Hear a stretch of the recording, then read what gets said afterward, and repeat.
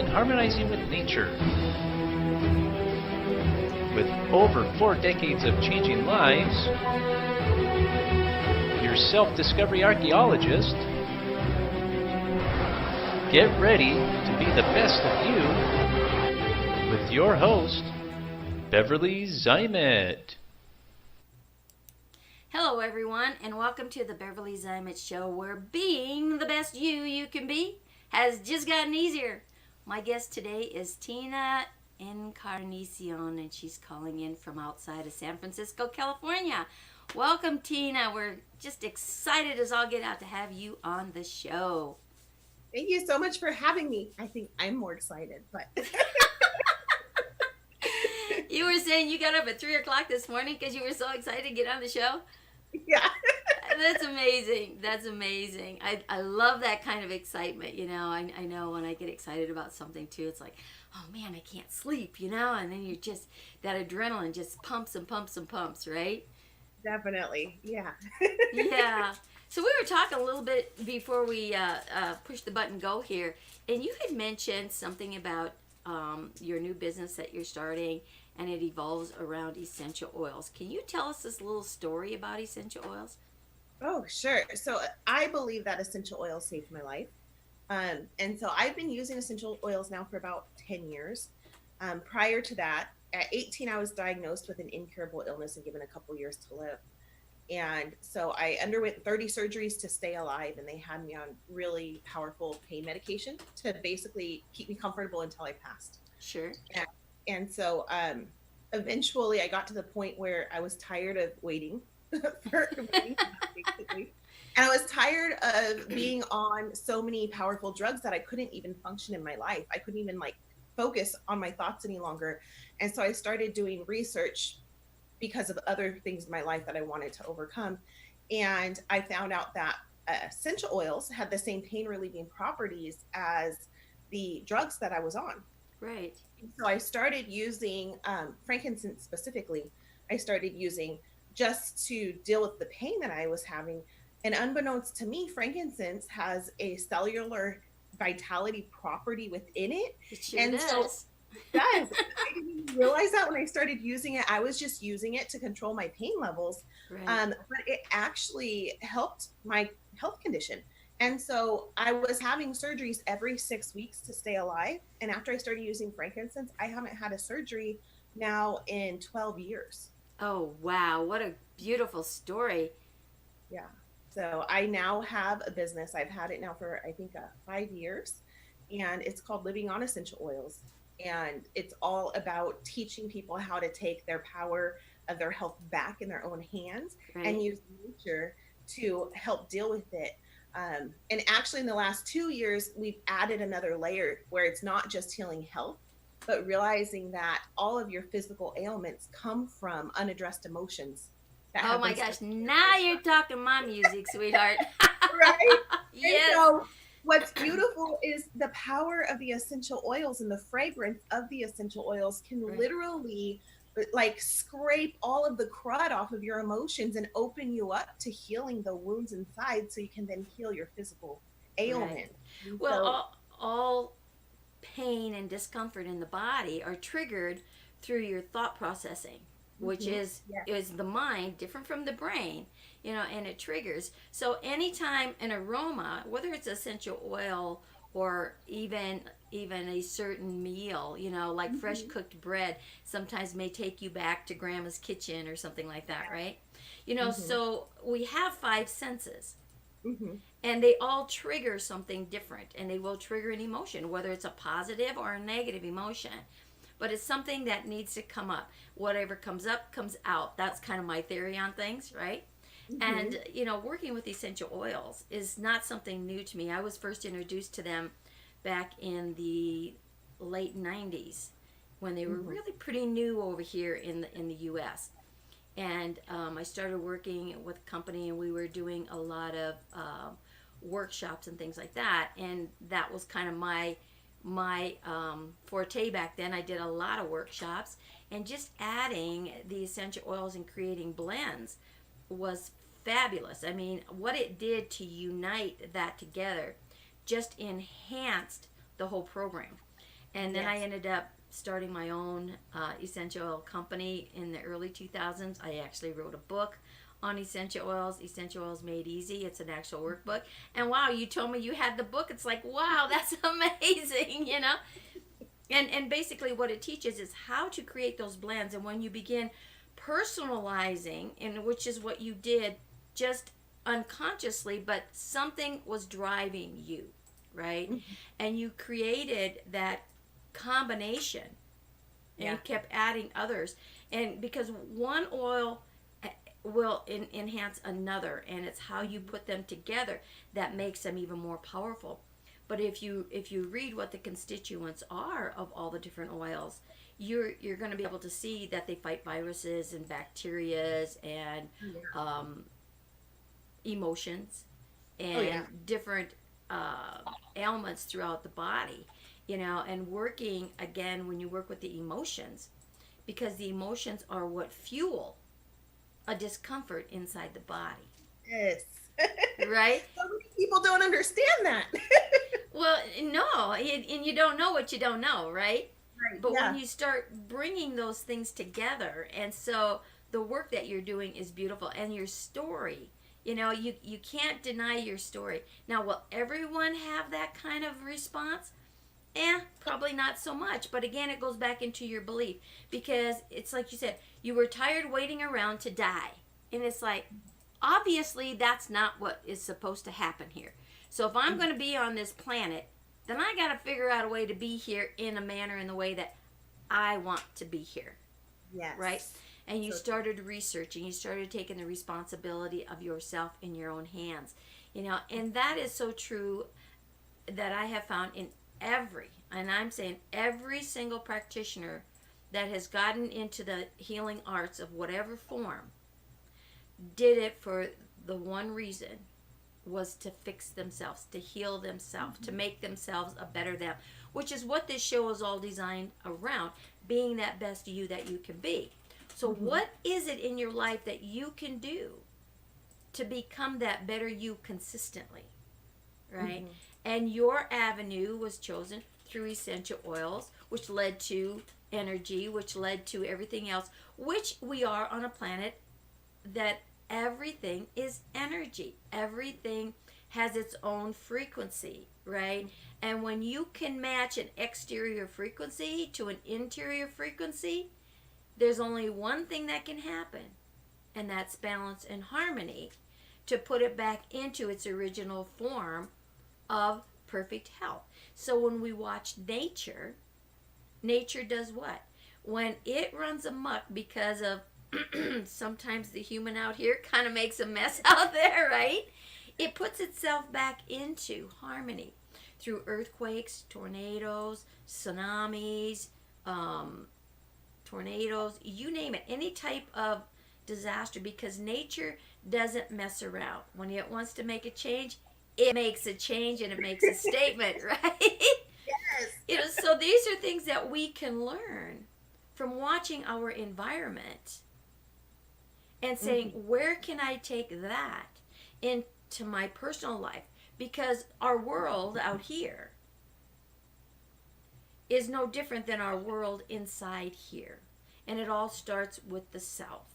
You know, so going back to where you started your process in your healing yourself, you know, share some of that journey along the way, step by step, some of the struggles you had, maybe some of the aha moments that you had, because I think the audience is so ready to start hearing, especially in the times that we're going through right now, is what they can do to have their struggles overcome and start having more aha moments instead Mm-hmm. of running in fear or uncertainty. So, can you share that with the audience for us? Sure. I think that the biggest aha moment that I had, that was my pivotal point in healing my body, was realizing that I needed to take responsibility for myself.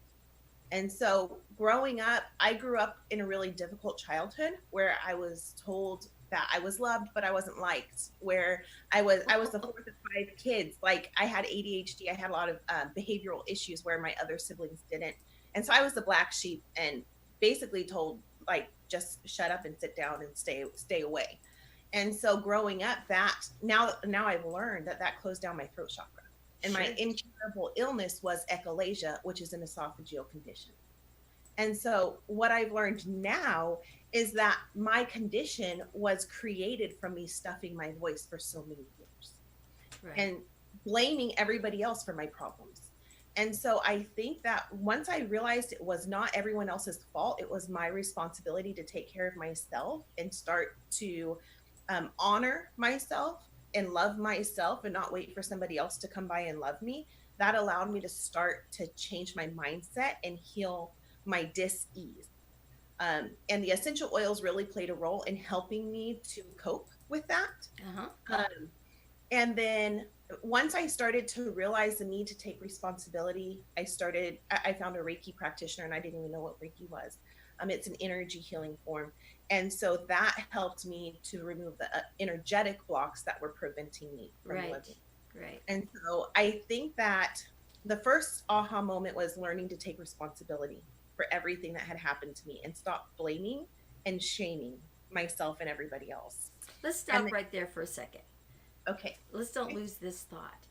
Shame and blame.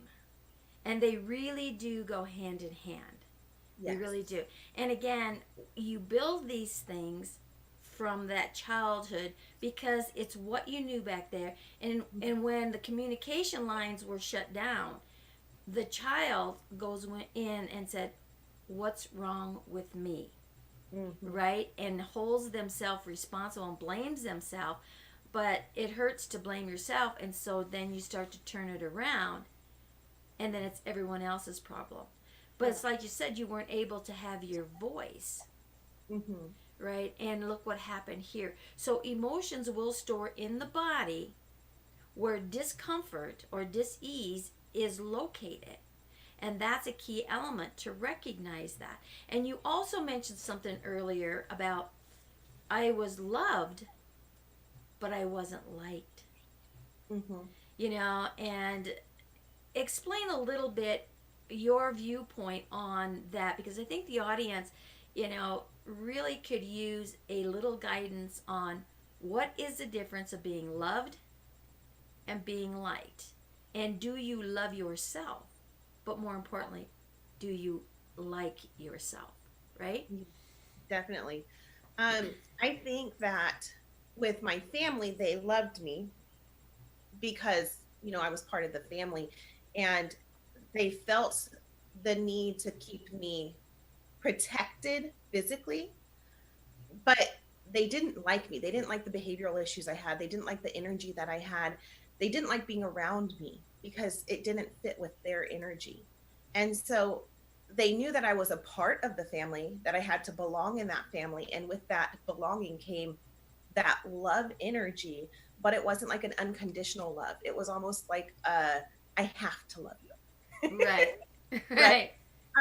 But they definitely did not want me around. It was pretty hard because I had ADHD, and at that time ADHD was just being born, right?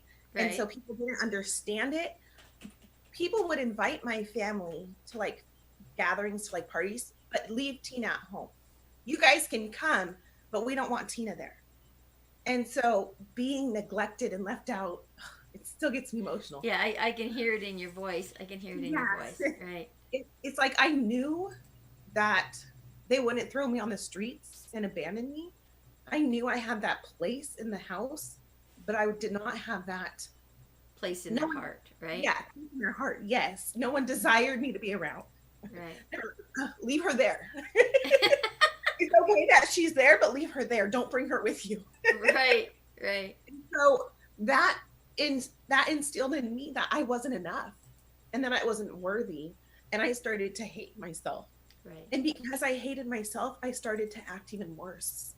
And I think is a lot of things that cause things like that.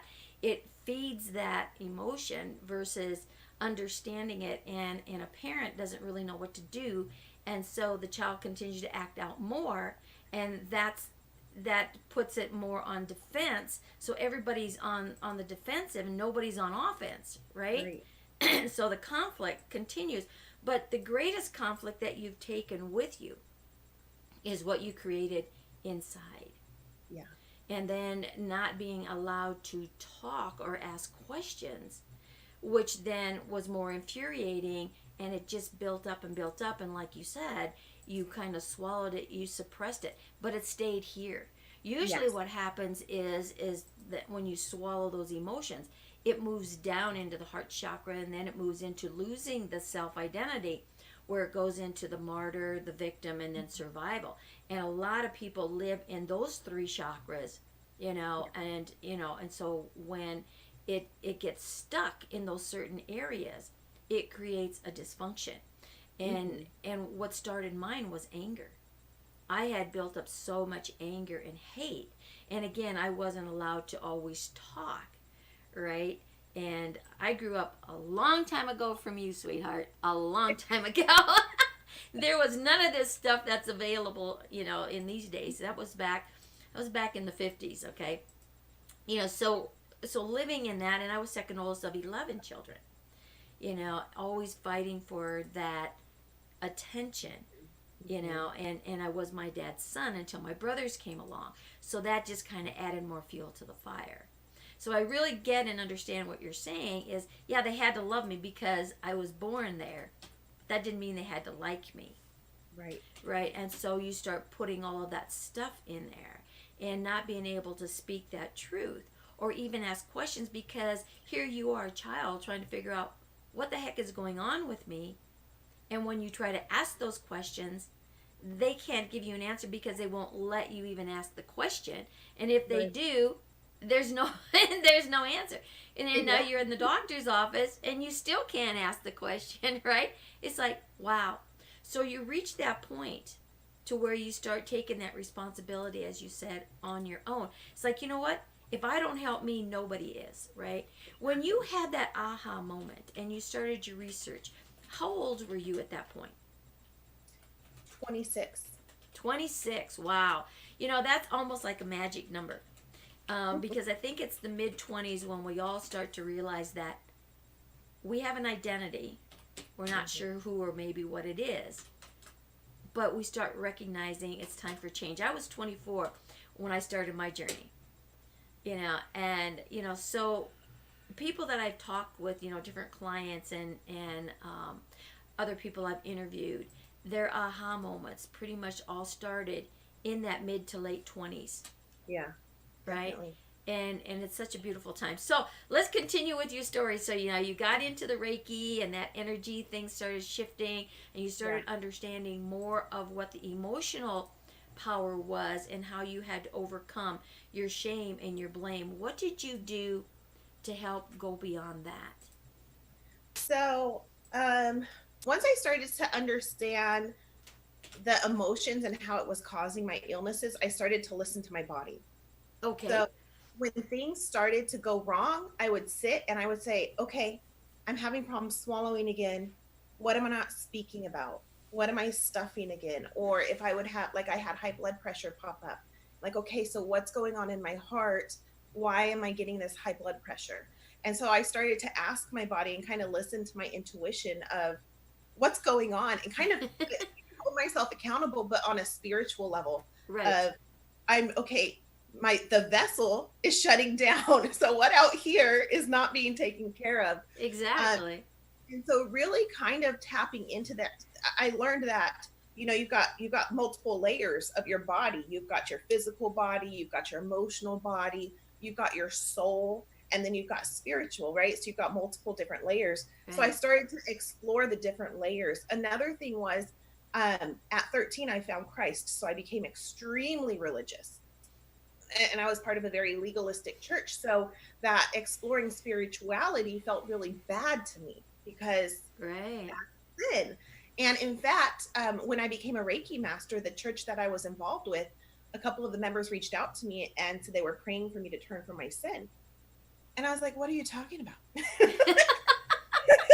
If anything, I'm getting closer to God.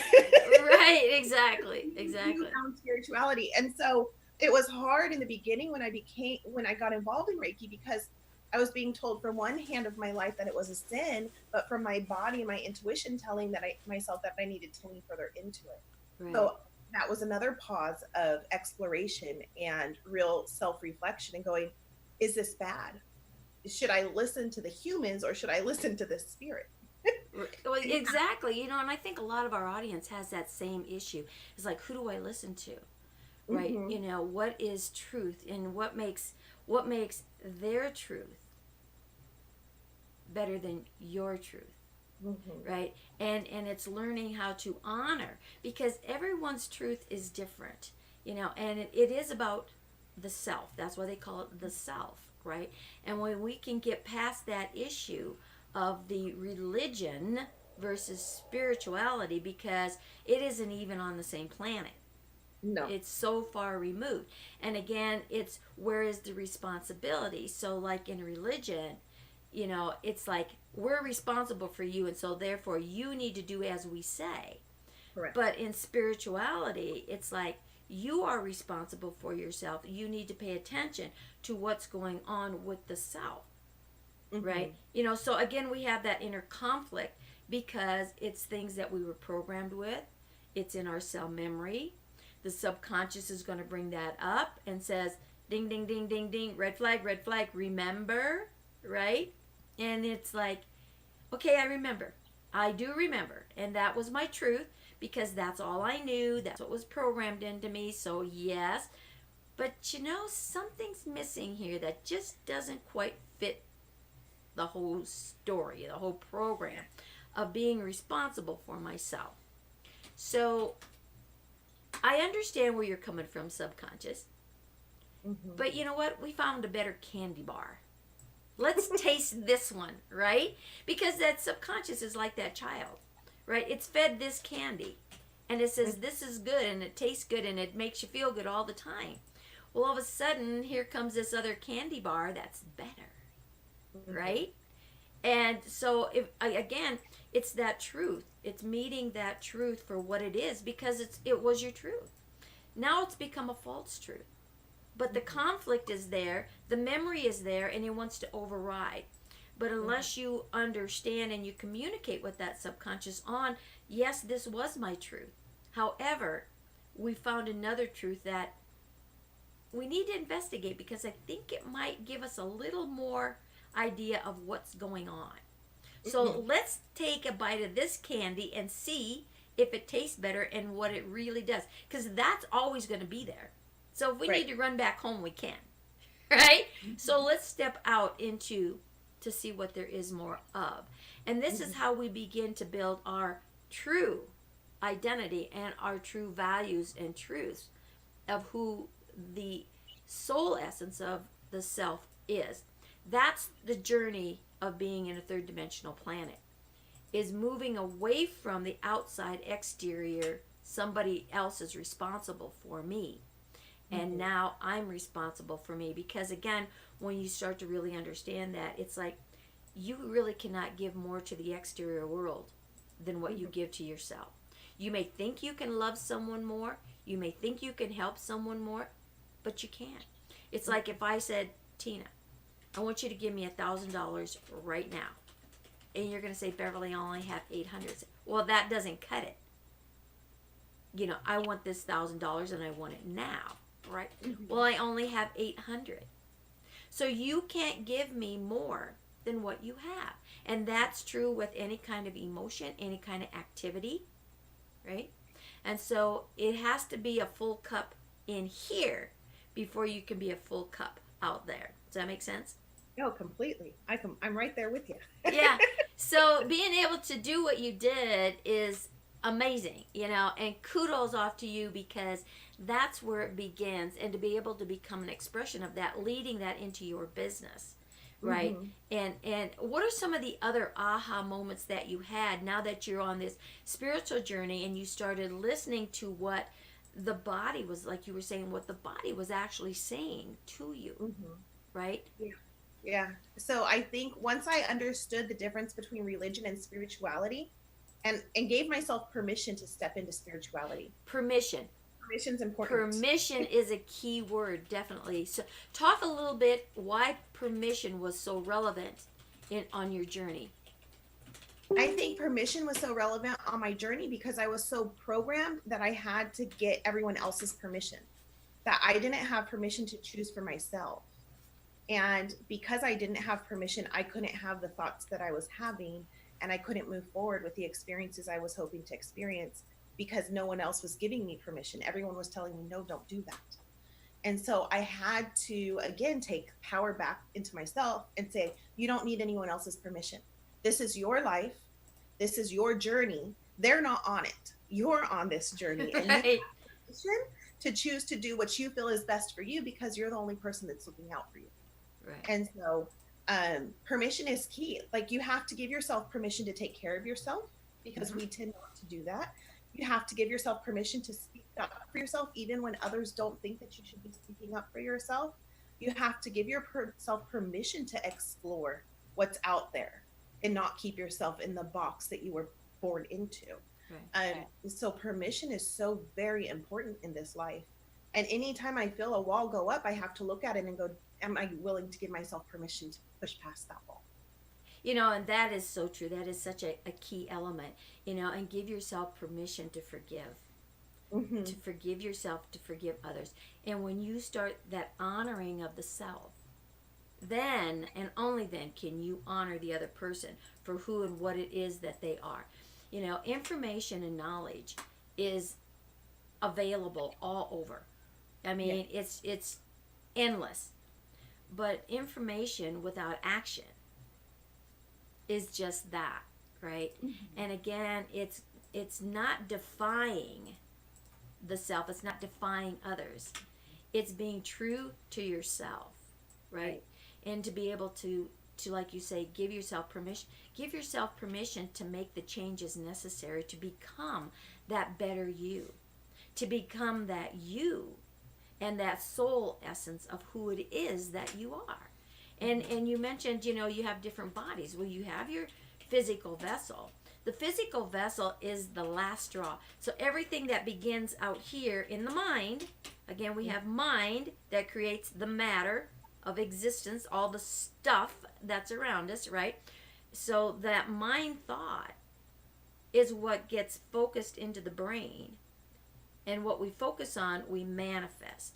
So if we focus on the fears, we're going to manifest that fear in some form, right? Which was right back, you didn't have the opportunity to be that voice, that expression, and it's a pleasure to be able to give you the voice on this show to just be that expression. And that's what this show is all about, is to have your voice, to speak your voice, and to speak your truth, right?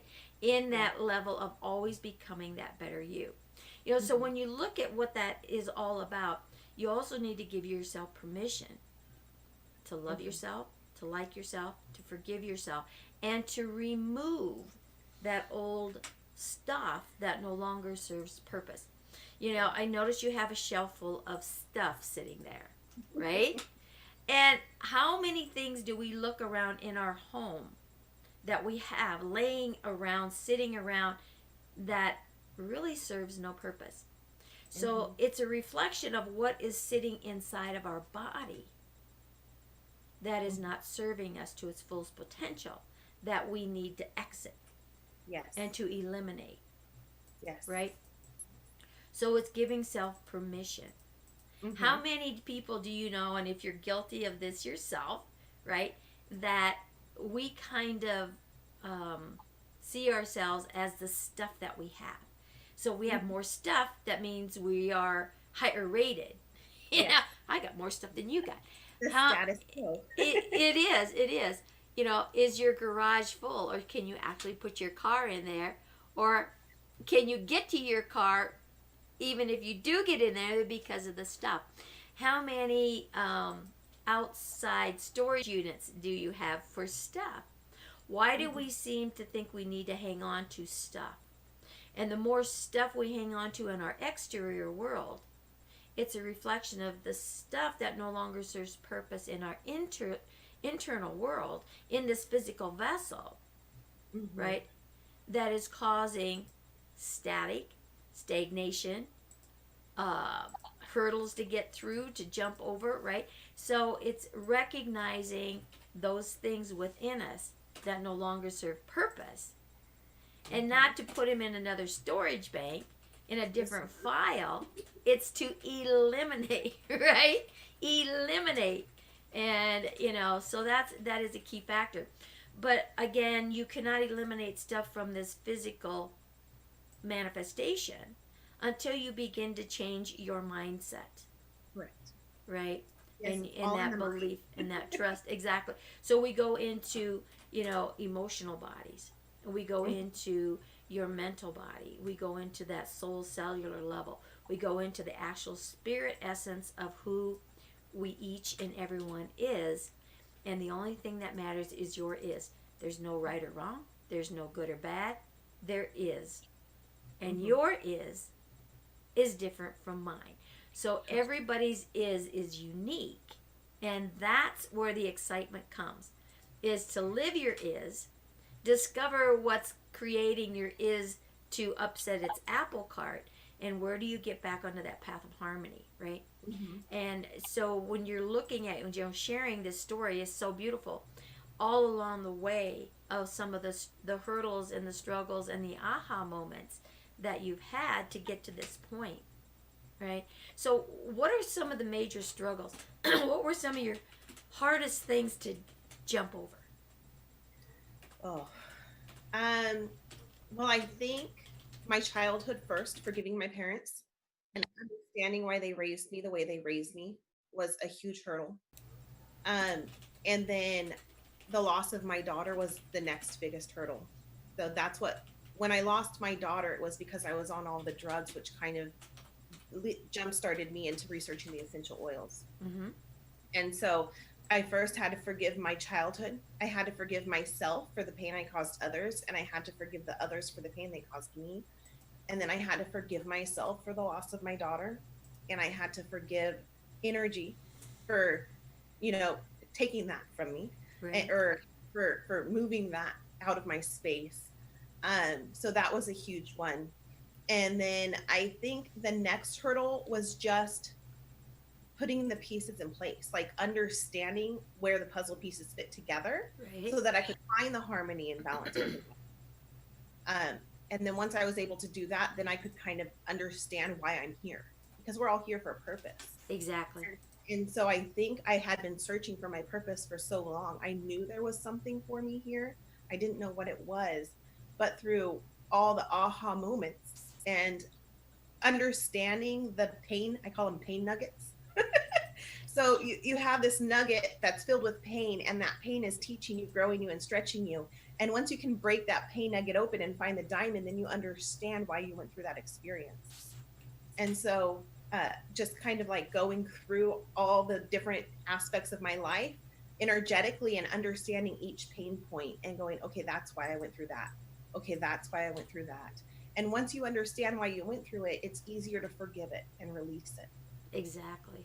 And so what I teach my clients on how to move forward in life is you acknowledge what you've been through, where you're at now and where you want to be, and then you forgive that experience of what you've been through, so that once you forgive it, then you can release it and you can move forward. Because you can't move forward in life until you've acknowledged it and forgiven it. That is so amazing. It fits right along with I have what I designed called the rah-rah system, and you just described it. The first off is recognizing that we have an issue, right? Mm-hmm. And then it really is important to acknowledge, because the acknowledgement says, this has been my truth. Yes. That's no longer my truth. But if you don't meet it, as you said, if you don't acknowledge that as being the truth, you're never going to be able to pull it out by the root. Right. Right? It's just going to be cut it off, stuff it in another corner, right? So that acknowledgement is key. And then the release or the surrender happens. And it happens freely and easily compared to if there's still that conflict of friction. Because you're denying that it was truth. Right? So it's facing the truth that, as ugly as it is what it is, right? And so acknowledging it and then releasing it, now you have that void. So it's really important to replace it with that new truth, the new database of information of the new being of who it is that you are, or the direction that you're headed in, and then accepting that as the new truth, which what seals it into that subconscious, into that cell memory, goes into that soul cell memory, which then really ignites the spirit of who you are, and you become more whole and more whole and more whole all the time. So I really like what you were saying there, because it's like, wow, she gets it, because there are those steps. Yes. That are just that. You can't do one before the other. No, you can't. No, because if you sit there and you go out there and you forgive, what the hell are you forgiving?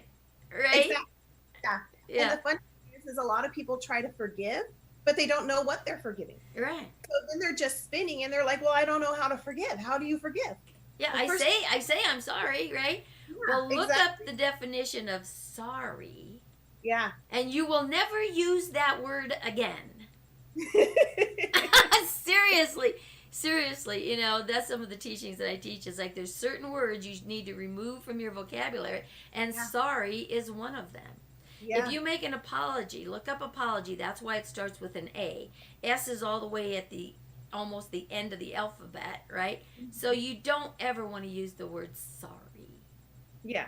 Because when you look at words are prevalent to exactly what it is that they mean.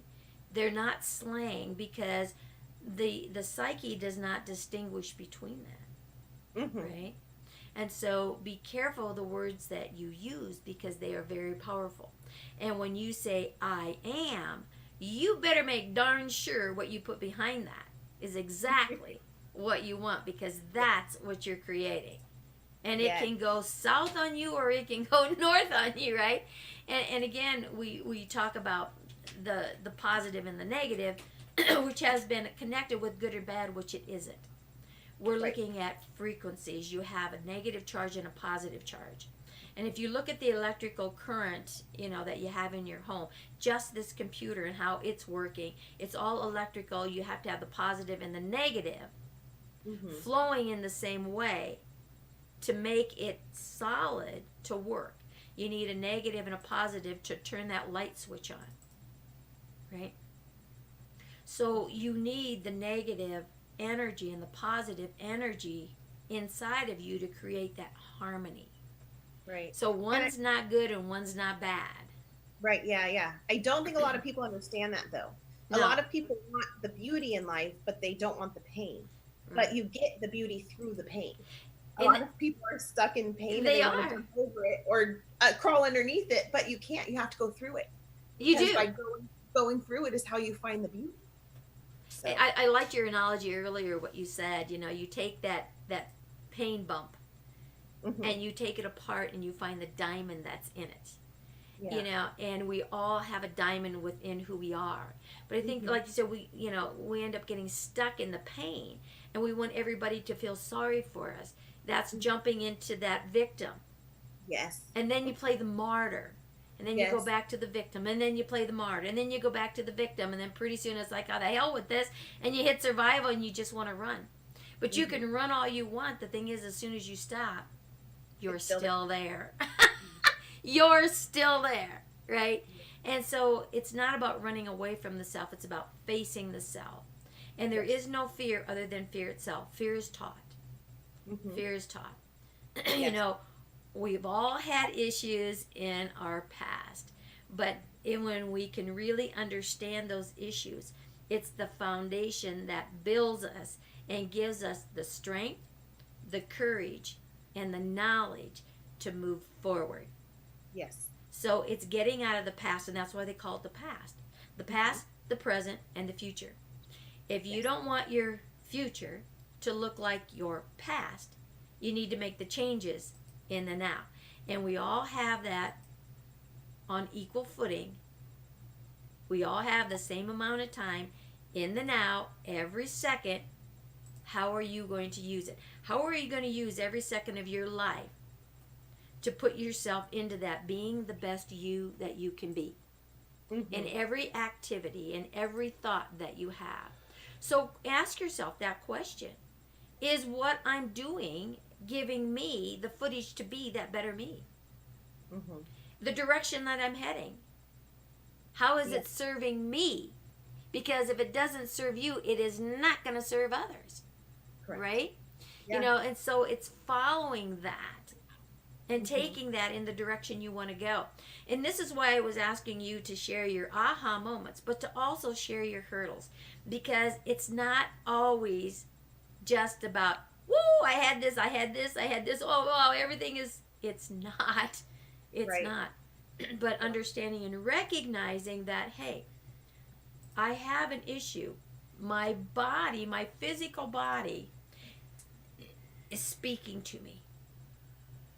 I need to listen to what it is saying. Right? You know, back in 1974, when I started my journey, full of so much anger and hate and blame, that I was ready to check off the planet. And I decided I was going to give God a piece of my mind. Well, it really wasn't God I was giving a piece of my mind. Later, when I got involved with, you know, with the metaphysical world and the spiritual world and stuff, right? It was my higher self that I was speaking with, right? God gave us this free will. He gave us this opportunity to learn the lessons here, right? And that's why you have a higher consciousness that can connect into the divine of all that is. I grew up in a very strict religion. You know, I was 12 years in a parochial school. Nuns and priests were my teachers, okay? You know, we said the rosary every night. We went to church every day of my life, right? You know, so here you are. And that was such a conflict for me, right? And I had had enough of it. I mean, and I was not living the life I wanted to. I was in a dead-end marriage. You talk about being a rebel. Oh, yeah, I was definitely rebel number one. I had that second child syndrome to the halt, right? And I had a lot of seconds because there was, you know, 9 more after me. But again, it's learning and understanding what that was. And I always felt that I was different because of the way I thought, the things that I knew. Because I had a psychic intuition back then that I used to instigate with. Because I was small, so I was always picked on, you know. I grew up fighting. And again, that was part of that anger. And, you know, when something happened, you had your 5 seconds of cry, and that was it. And there was no talking after that. It was like, that was it. You know, so there was all this not understanding. You talked with your siblings. Well, they didn't know any more than you did, right? You know, and so you start to take that fault upon yourself. But once I started getting that anger out, and really being that expression of it, it begins to give you a different focus. And, you know, my aha moment, the first aha moment, was listening to that voice. You listened to your body and what it was saying, right? But then there was that conflict. Well, I hear this voice say, well, who's going to take care of your kids? I had 3 kids under the age of 5. And it was like, well, who's going to take care of your kids if you're not there? Yeah. Oh, crap. You know, it's like, she's, okay, because I hear my dad's voice saying, if you're going to have these kids, you're going to raise them. Your mom and I are not going to raise them. We have enough of our own, right? It's like, oh, man, that means I can't check out of here. Okay, what am I going to do? Fine. It's like, now there was this show with Monty Hall called Let's Make a Deal back then, right? It's like, fine, then let's make a deal. This is me, the rebel, you know, and it's like, okay. I went out of this dead-end marriage, you know, I went out of Iowa, I want to be able to live this life, and da-da-da, I had a list like this long, right? And I said, so, what do you say about that? The voice says, okay. It's like, are you kidding me? Right, it's like, okay. Now, you have to remember, 1974, there was no place to go for spiritual things, there was no books out there to read, you know, there was one place to go, and that was to the shrink. And that was a hell of a stigma if you went that direction. And they aren't going to listen to you anyways. They just stick you on a drug. That was not an option. Right? And so it's like, all right, so you're telling me I can have all these things. God, who I'm thinking that's who I'm talking to. So how do I go about this? And then I hear this mind over matter thing. What the heck is mind over matter, right? And it's listening. It was at that point when I really started to listen to that voice. And the first thing it said that I needed to do was live your life as if it were you and your children and get your shit together. Right? It's like, I can do that. Yeah, heck yeah, I can do that. And that started my journey. And I kept listening to that voice, and I started using that intuition that I had used in my little deviations, shall we say, back as a child. And I started putting it into a different program. There was a lot of blood, sweat, and tears. But we made it there. And being able to continue into that work in doing what I'm still doing today, and I wrote a book called The Power Formula, which talks about the different layers of the brain, the different levels of spirituality, all of these things and all these different emotions, starting with shame and the energy that it has, and moving up through the fear and then moving all the way up into joy, and how you can tap into the frequency of those words, of those emotions, and how you fuel that with the feelings that you have, how you can conquer that, how you can stand in the midst of it and overcome. And the little rah-rah system is what came out of that. You don't have to regurgitate. You don't have to go through a lot of the struggles. It's recognizing and acknowledging that there is an issue, and that issue was your truth. Yeah. And in 60 seconds, you can start eliminating so much. Yeah. I wrote a book too, Stuck in the Fire, and it's all about my journey of understanding and acknowledging, and then forgiving, and then releasing. And so it's going to be a series, actually. It's called the Rising Phoenix Trilogy, and it's all about my story first, and then the book I'm working on right now, Emerging from the Fire, is a guide to self-healing.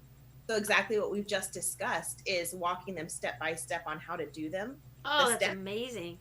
Yeah, and then the final book of the trilogy is Igniting the Fire, and it's all about teaching others what you just learned and helping to heal the world. What a beautiful trilogy. So what's the first book? Stuck in the Fire. Stuck in the Fire. Okay. Yeah. And it's available on Amazon, or? Yeah, it's on Amazon and my website. It just got published last month. Yay, congratulations. Thank you. So yeah, Stuck in the Fire is on Amazon and then my website as well. And then Emerging from the Fire will be out next summer. And that's a guide to self-healing. So everything that we've talked about, it literally will take them step by step on how to find that understanding and acknowledgement and forgiveness to release and move forward. And it's so true what you're saying, when you can recognize that you are stuck, right? Yes. And know that you're responsible to get yourself unstuck, yes. Right? And not wait for someone else to do it for you. And I think we've all been, it's kind of how we've been programmed, right? Is we run to the doctor, or we run to this person, we run to that person, we run somewhere else looking on the outside for an answer when all the answers are inside. And life is like a game of Jeopardy. All the answers that you need are in here. Yes.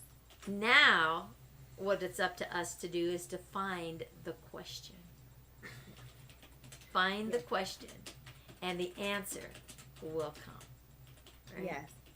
Yeah. Yeah, I like to think of it as like puzzle pieces. When you're born, you're handed a box of puzzle pieces. And through life, it's your job to piece them together and find the full picture. And make sure you don't lose any of them puzzles, because it's really you play havoc to try to find them. Right? Yes.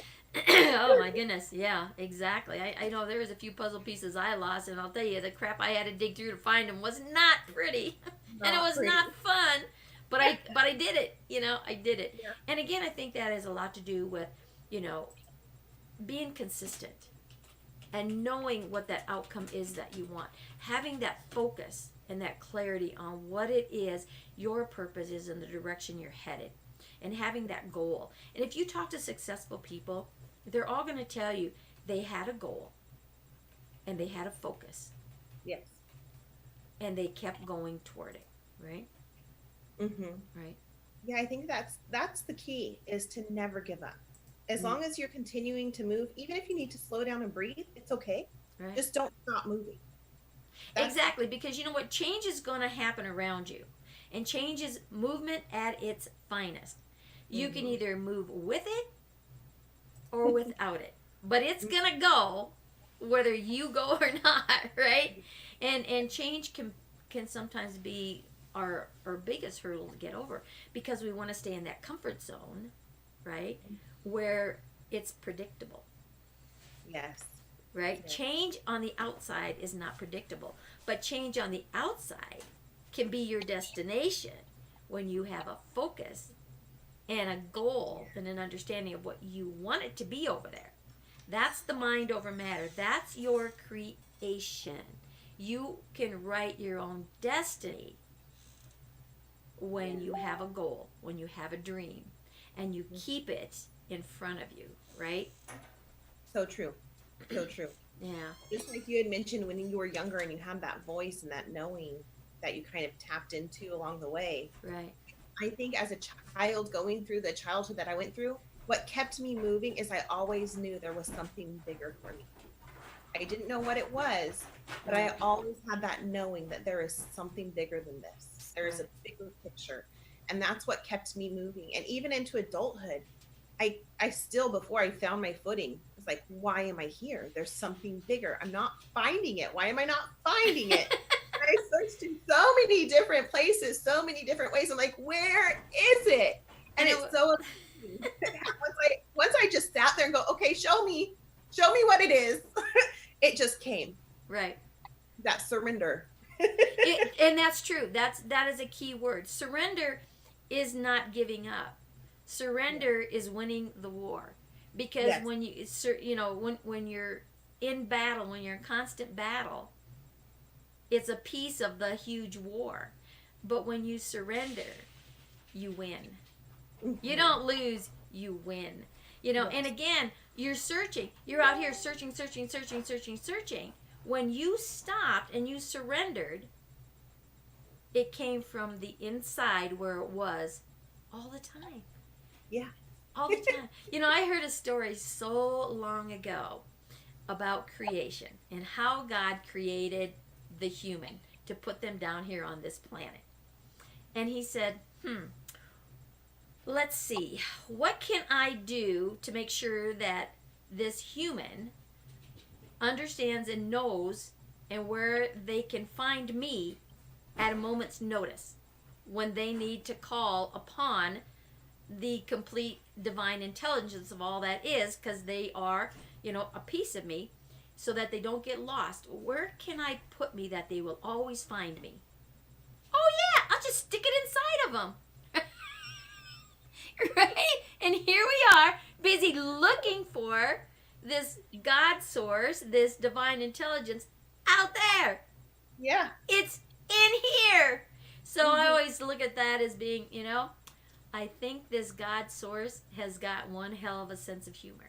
Right? Oh, I say that all the time. God has such a great sense of humor. Right. And it's funny because the Bible says he leaves the Holy Spirit within you. And in religion, we're taught that and we read it, but yet we're still searching everywhere else. Exactly.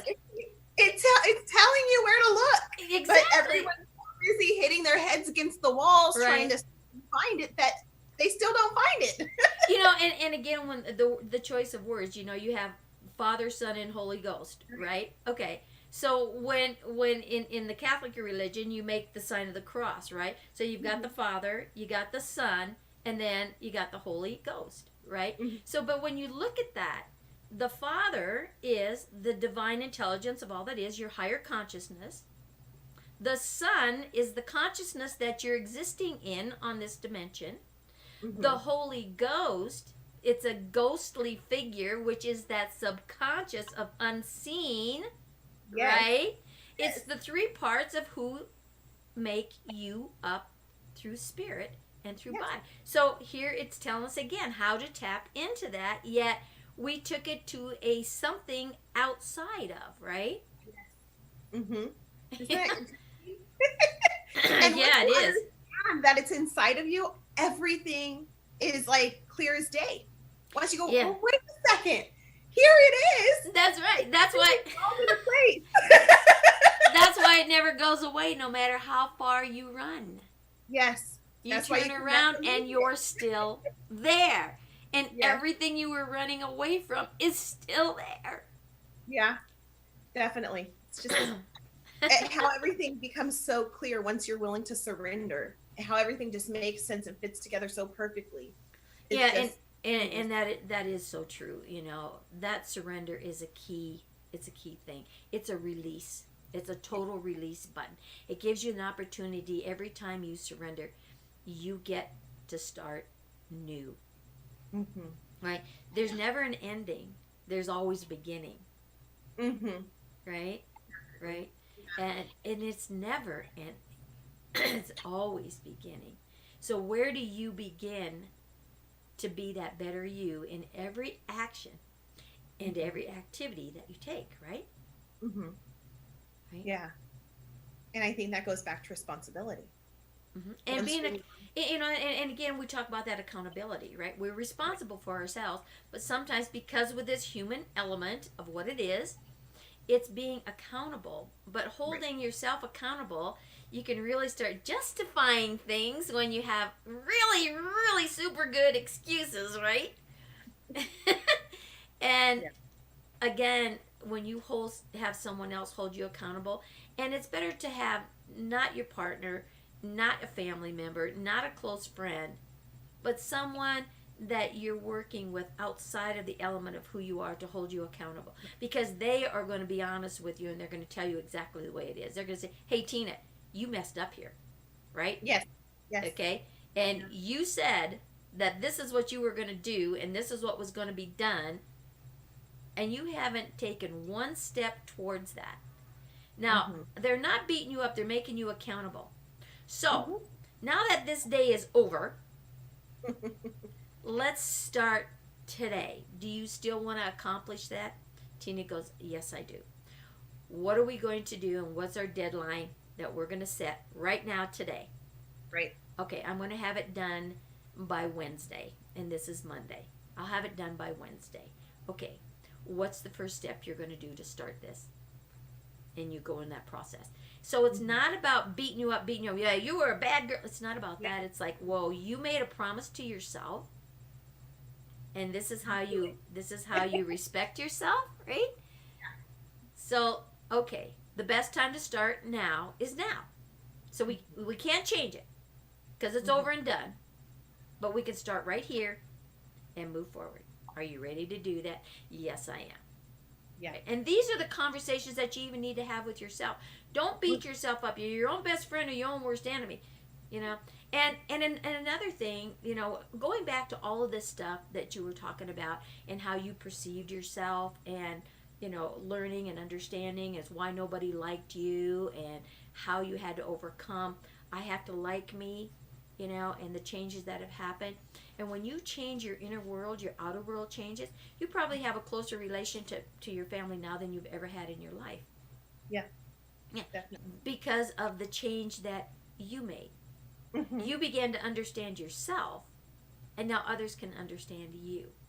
Definitely. Right? Yeah. Right. And so it doesn't matter what other people think of you. It matters what you think of you.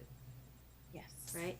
And that is so key to that forward movement and growth, to become a better you in every action that you take. Definitely. Right. Tina, this has been such a delight. Oh, I so enjoyed our conversation today. We definitely have got to get you back. And maybe we'll, you know, on the next run, we'll talk a little bit more about your book and that being stuck in the fire, as you put it, right? And how to get out of it, and where your next book is going to take them, and then where that third book is going to take them, because that sounds so exciting. But, it's such an honor having you here. Like I said, I so enjoy it. And hey, audience out there, if you liked what Tina had to say, comment below. Reach out to her. Tina, what's your website if people want to reach you?